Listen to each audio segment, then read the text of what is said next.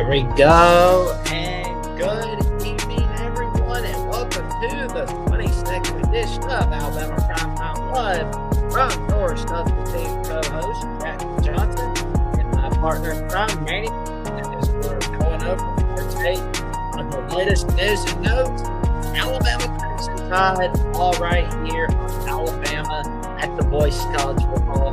Let me tell you something, folks. You're going to be in for a wild ride.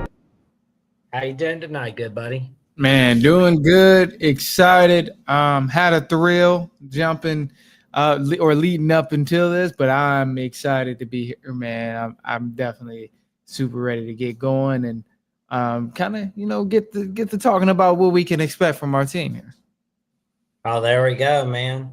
And before we get things started, we'll tell you about the YouTube membership tiers at Alabama with the Voice College Football. For $2.99 a month, you can become a Crimson Faithful member, where you'll get loyalty badges next to your name in the comments and the live chat, custom emojis in the comments and the live chat, and you get member shout-outs.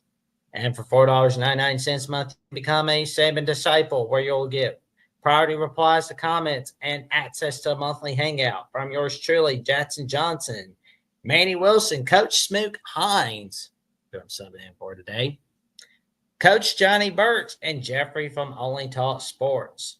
And for $9.99 a month, you can become a Bear Bryant legend, where you can get content requests of any kind, and you can connect on social media with each of us. And neither rain nor sleet nor snow, nor this miserable heat advisory will put a stop to us from fulfilling your content requests, all right here on Alabama with the Voice of College Football. Well, I must say, you got anything planned on August 9th? August 9th, I will be out in Seattle, actually. I'll be out that way. Actually, no, I'll be just getting back from Seattle. So Saturday, I'm looking forward to sitting down, not doing anything, actually. Oh, man. I think Elijah Golden's got something else to say about that, apparently. Because he's like, nope, I'm going to push back my commitment date to August 9th. And he's going to be choosing between the Alabama Crimson Tide, the Notre Dame Fighting Irish, the Oklahoma Sooners, and the Virginia Tech Hokies. Of course, he is the 184th overall prospect in 2026, the 26th defensive line nationally, 26th best player in the state of Florida, where he attends Cardinal Mooney High School. And I know that Roll Tide Wire says that Alabama's got the number 5 recruiting class, but as of today, it's number 4 if you're watching 247 Sports. But we're at number 6 if you're watching On3/Rivals. Yeah, it's always interesting with the recruiting because, like 1 week or 1 month, it could look like, all right, hey, we're the best recruiting school. We're getting everybody. And then it can drastically change within the next few months or even over the course of a couple weeks. Like it can drastically change. So, I'm just happy at this point. And I think we talked about it before of like just being relevant in terms of the recruiting conversations. Like, okay, so what? We're not number 1. I'll take number 4 because number 4 is at least still top 5. And it's better than being way down in the bottom of not really landing any big time recruits. So with that being said, like I don't really look at it as a bad thing. And as long as we stay in those conversations of possibly landing this 5-star recruit or possibly landing that guy, then I think that's definitely going to be for the better. Oh, yeah. And there's the young man from Cardinal Mooney High School in Sarasota, Florida. 5-star, looking like he's going to be, 4-star, but he's going to be a 5-star eventually. Auburn's not getting him. And yeah, let's see some of these highlights from the huddle. Let's see what this kid is about. Here we go. He's watching. Oh, wow. He's a monster. He just wrecked him on that play. Oh, he beat him up. Oh yeah, it's hard for these guys to hold him. He looks really, really strong too, and he's obviously a lot bigger than a lot of people, which is a huge help. But man, Ooh. Oh man, we missed that pass deflection. Let's watch again. yeah, Oh this man, dude's he's bad. beast on the defensive end. Oh my gosh. There we go. Oh, he just by the fingertips. Quick, active hands, agile. Like, wow. He's too fast even for the camera. Yeah, like that's really impressive. Oh man. Oh, we're gonna see him make a little pass rush. Oh man. Yeah, see, they can't hold him. They can't hold him. Too easy. I say one thing. Seeing this guy's his clips, definitely ready for the next level, without a doubt. Without a doubt. And I think he's going to be a force on the next level, too. Ooh. He's playing like a Look at the 5-star. speed. Look at that speed, too. Ooh. Yeah, this is insane. This dude is nice.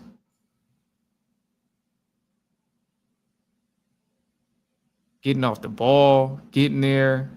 Man, he's just messing up everything for the offense. Like going against him, he's just a constant disruptor. And like, what more can you ask for any defense looking for defensive players? Oh wow.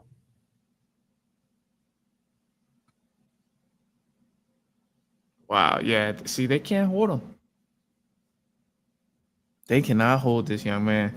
And this is crazy because looking at this, and you say he's a 4-star? Uh-huh. Yeah, definitely looks like a 5-star. Oh yeah. He plays like a 5-star.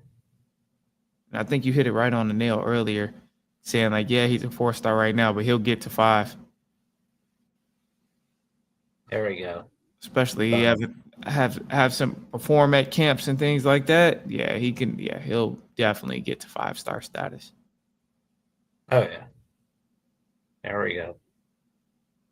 Well, he's about to make the center's life miserable. And he is. Now he's turning on the run back. There you go. Man, he is quick. Like he is Uh-huh. he's quick. Chasing that QB. Oh, there we go.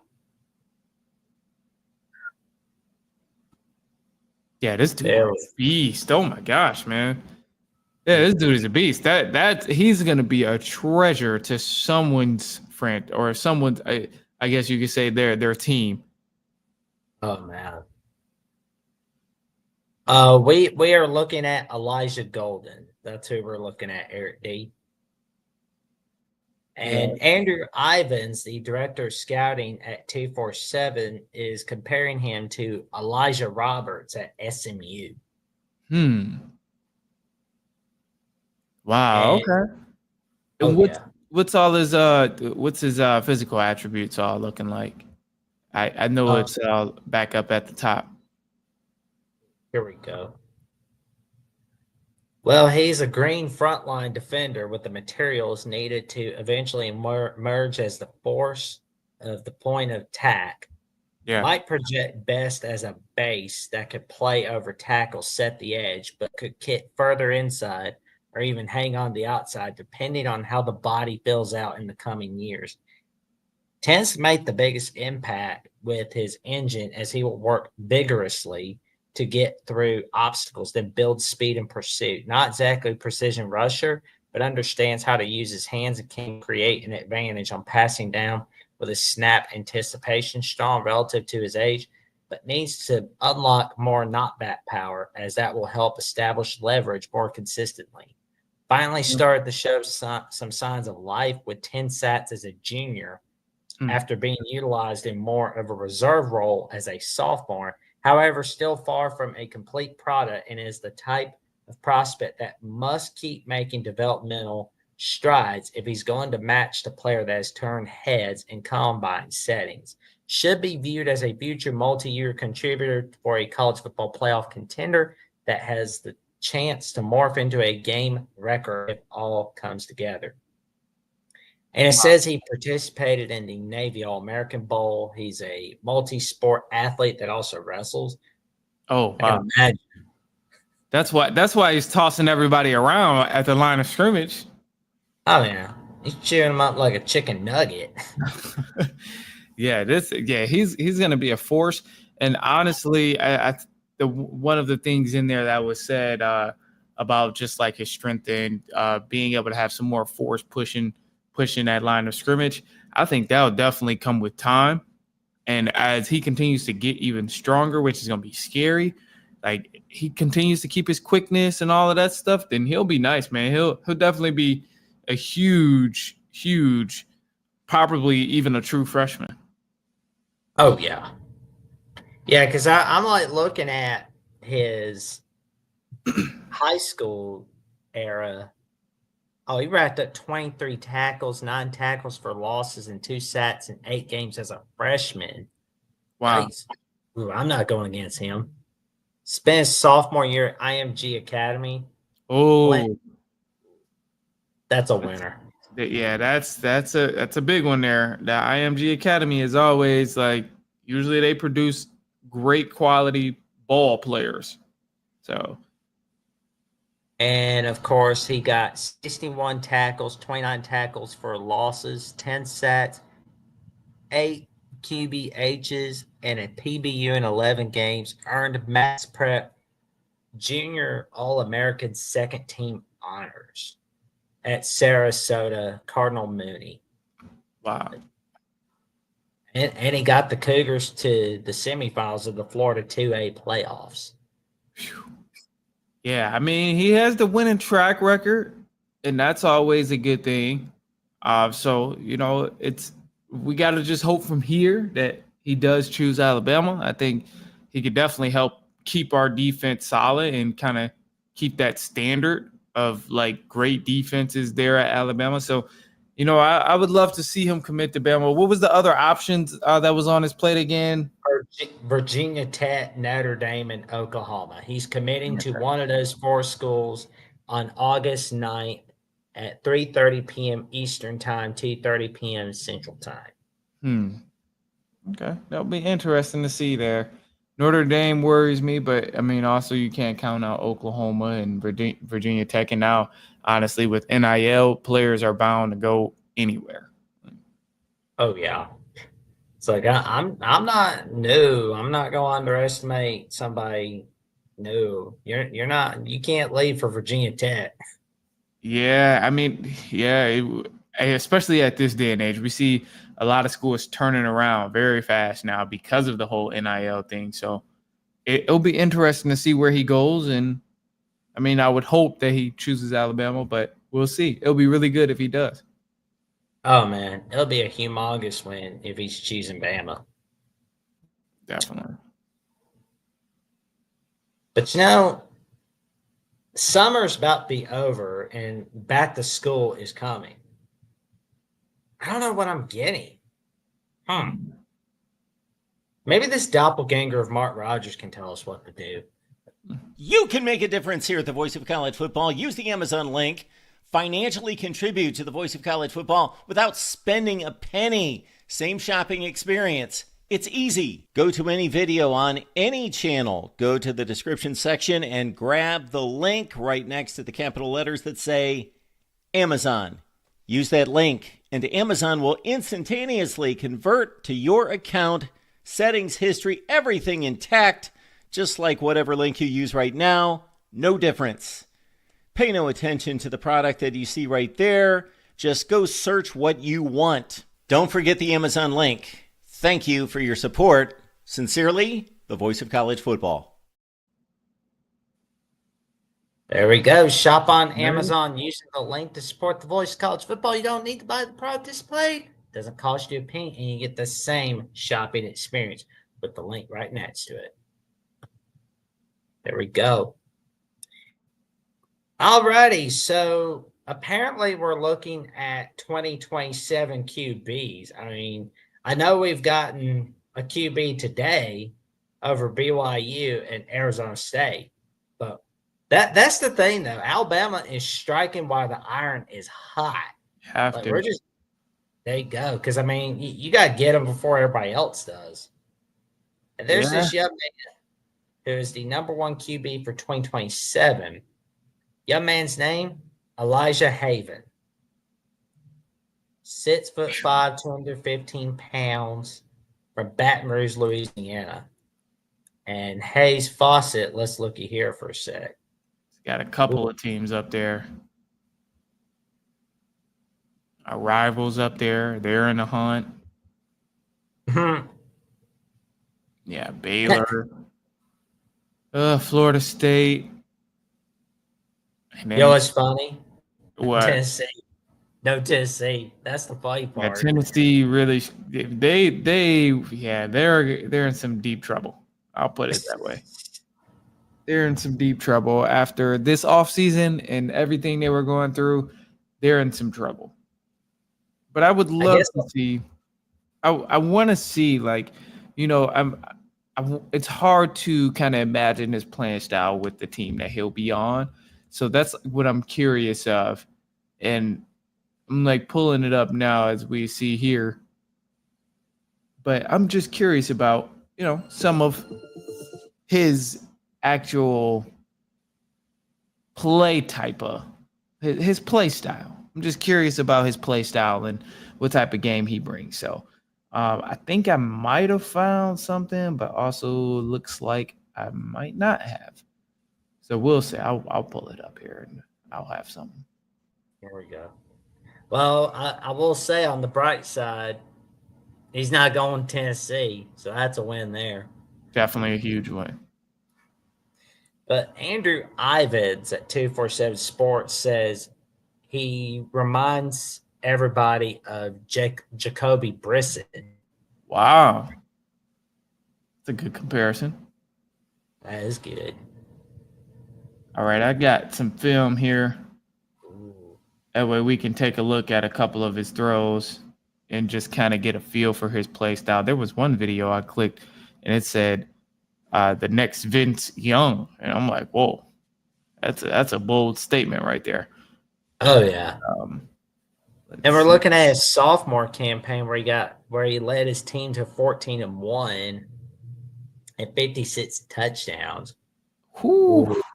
So the stats is there. The stats is without a doubt there. All right, so let's see this play and what he can do here. Definitely got some speed on him.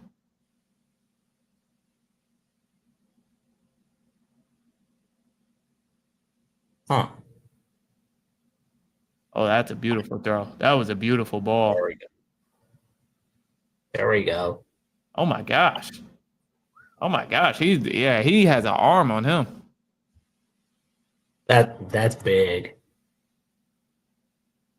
Wow. There we go. Yeah, that is insane. Yeah, we gotta get this guy. Yeah, he is good. He is good. I'm like kind of buying into the hype a little bit now because like the throws he's making is insane. Oh yeah. I mean, when you're giving your team 36 passing touchdowns and you're running for 19 touchdowns, that's huge. I mean, he's sophomore of the year for a reason. Oh my. Yeah, this is insane. Just some of the throws he's making it's beautiful throws. And he's got some wheels too. Oh yeah. Yeah, wheels are going. They're going round and round. Oh yeah, Yeah. I get it. I understand the hype. I understand the hype now. There we go. Beautiful. Well, we're sorry about the screen, ladies and gentlemen. It was saying click to exit, but it was doing the mess around, but now it's not doing the mess around. Oh my gosh. So all that stuff the whole time you guys didn't see? Nope. Oh my gosh. That is rough. Okay, I'll just play a couple of them back. I won't play the whole thing. Man, I wish I would have known. I'm over here like celebrating these throws. I'm like, wow, this is so beautiful. This is, but just like these passes are beautiful. Wow. Like it's very, very accurate. Definitely understand how and why he's top of his class. This young man is the future. Yeah, looking at these passes, definitely gonna do like, come on, man. I haven't seen once where the receiver is like struggling to make the catch because the ball isn't, placed in the right direction. And obviously it's highlights. It's not going to show anything like that, but the passes that he's throwing is damn good. And obviously stuff like that where he's getting a touchdown with his legs is huge. Humongous. And some of these throws are just like on the move too. That's what's very, very impressive. Oh, man. He's a big one. Yeah, he's a big guy. He's got some wheels on him, can move. Okay, so now I kind of understand the Vince Young comparisons. Oh, yeah. Valid. I understand the Jacoby Brissett comparisons as well. This is huge. These throws are just lovely.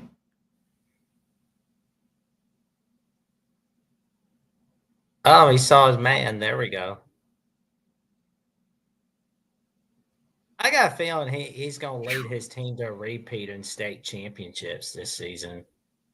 Without a doubt. Without a doubt. I mean, this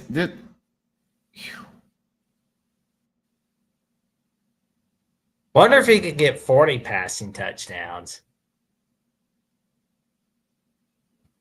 Because he's got that. I think he can do it. This is insane. Yeah, he's seeing the field really, really well. The way he's seeing the field is really well. And obviously, he's got a great deep ball on him. But even some of the passes that aren't just like, that's a beautiful pass. That's a beautiful way to see the field. And then I'll let this one be the last one.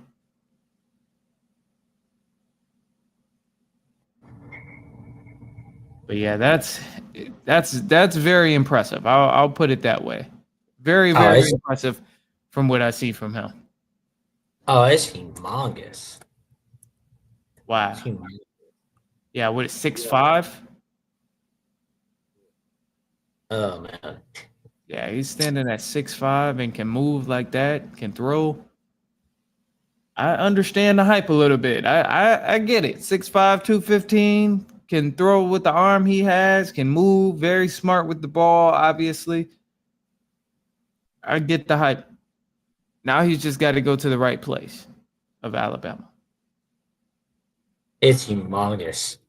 Oh, man.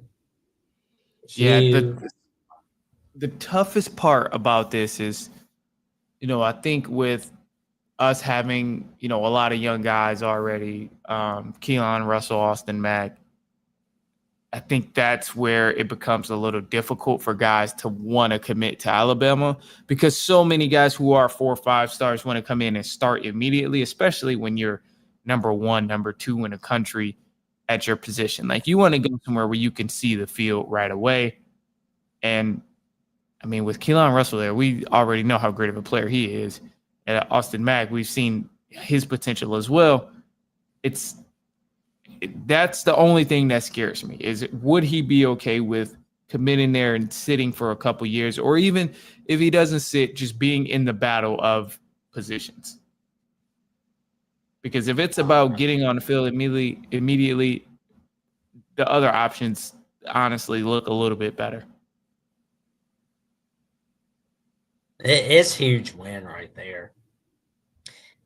And we've got Jeffrey from Only Talk Sports, and Crimson Tide Live joining us for this edition of the Primetime Live show. How you doing tonight, good buddy? Doing pretty good, Jackson. I just saw you needed somebody to fill in just because show's a little late, so I just thought I'd drop by. How's it going, Manny? Doing good, man. Doing good. Hanging in there. So, yeah, just getting to it. Nice. Oh, man. Well, to conclude this show for the last 10 minutes, we'll be going over our take on Taden Kawa and what it means having him commit to the Crimson Tide. That like when I saw that news today, like the second quarterback commitment for 2026. Like once again, we struck while the iron was hot, like we did with Jet Tamala from Iowa State, flipping him from there. Like, gentlemen, what was the reaction when that news happened? Like, Go ahead. Okay, I was just gonna say with my reaction, Jackson and Manny, is that I couldn't believe we got another quarterback. Honestly, like usually you get one per class, right? And it just kind of you're done. It's just rare to get two because it's kind of crazy in this day and age with the transfer portal and NIL for two guys of the same class to commit now because it's like, hey, only one guy is gonna play eventually, right? Like 2-3 years down the line when those guys are upperclassmen to potentially get their shot to start. You're not going to play two quarterbacks unless there's an injury. So honestly, just kind of shocked we got another quarterback, especially since we worked so hard to flip the other guy from Iowa State. I think it's great though. It's going to make the quarterback room even better, deeper, all that kind of stuff. But definitely shocked when I saw it. Yeah, my reaction was very similar to that. I'm okay with us getting another quarterback, and I'm happy with it because the more options we have, the better. Because truth be told, you never know who's really going to be good until the season starts.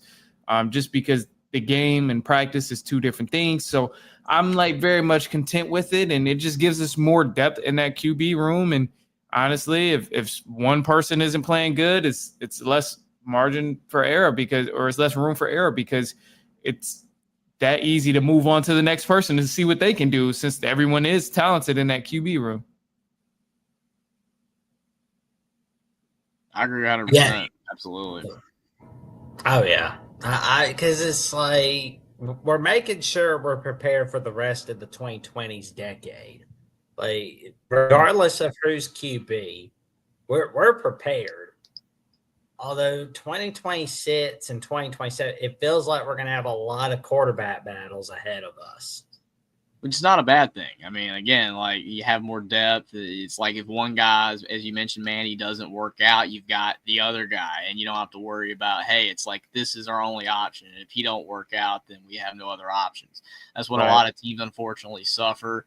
But having as much quarterback depth as we have right now for the next couple of years, I mean, somebody's going to end up being the guy after, Ty Simpson and Keelan Russell is, out of the program. So I think that I think it's great. It's just tough because of the fact, like you said, you don't want to ever lose good quarterbacks. So if they're both good, you kind of have a situation of Hurts to all over again. You never want to lose a good player to another program just because you can't play both. So it's kind of a catch-22 either way. Yeah, and it's easy. It's easy. It's the easiest it's ever been to go to another school and go play, like with the whole transfer portal thing, and especially with NIL too, and with guys being so young coming in as freshmen and things like that. It's those guys do want to see the field. Not everyone is going to be patient, so it'll be interesting to see how it goes on. Quite a battle we're going to have in our hands. Quite a battle.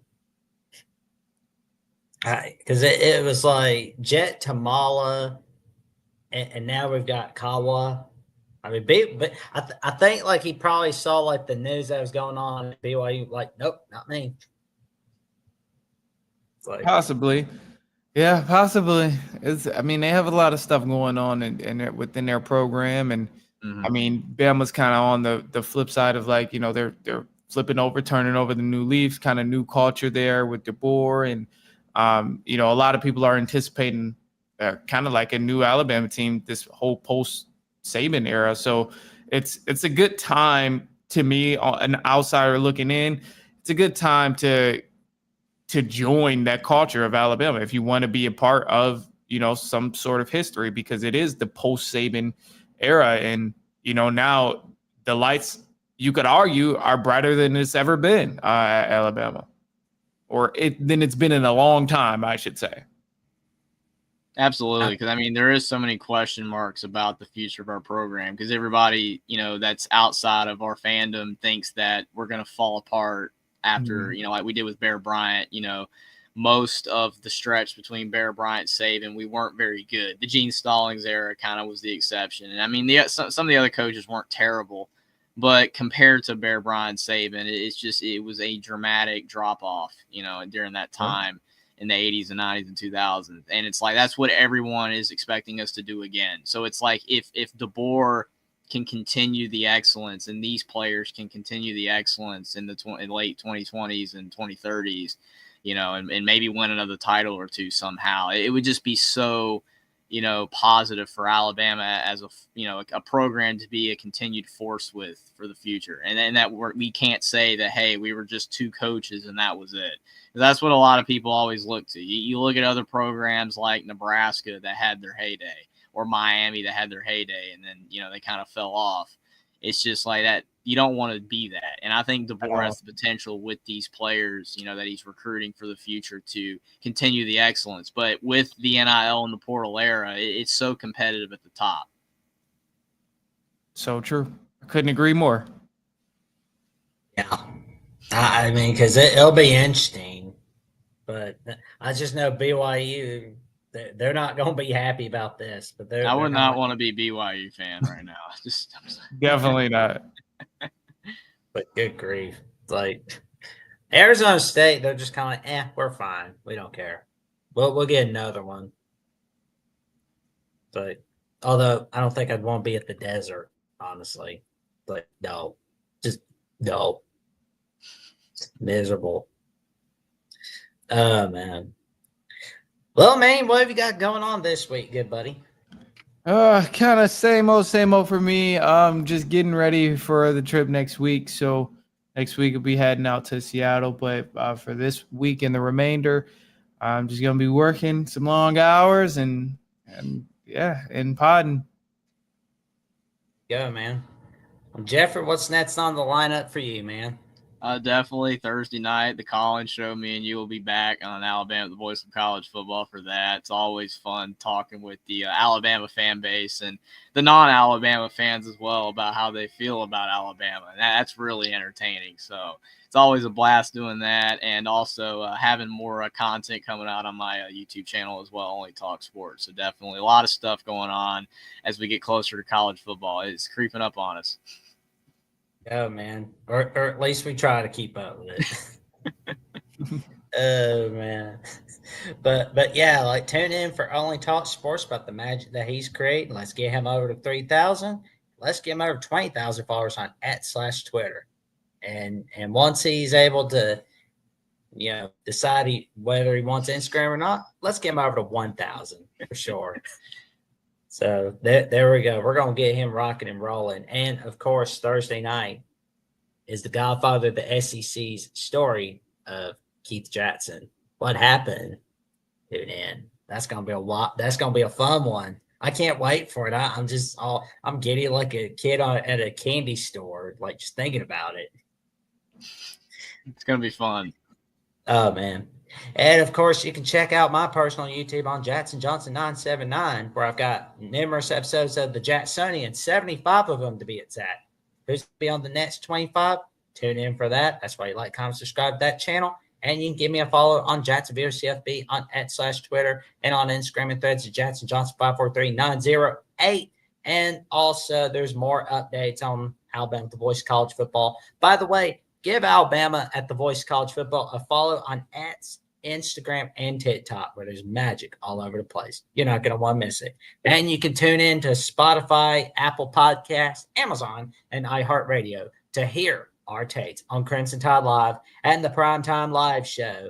And, of course, with that being said, we wish you all a happy Tuesday night. And to like, comment, subscribe, click on the notification bell so you can miss no video or episode whatsoever. And roll Tide.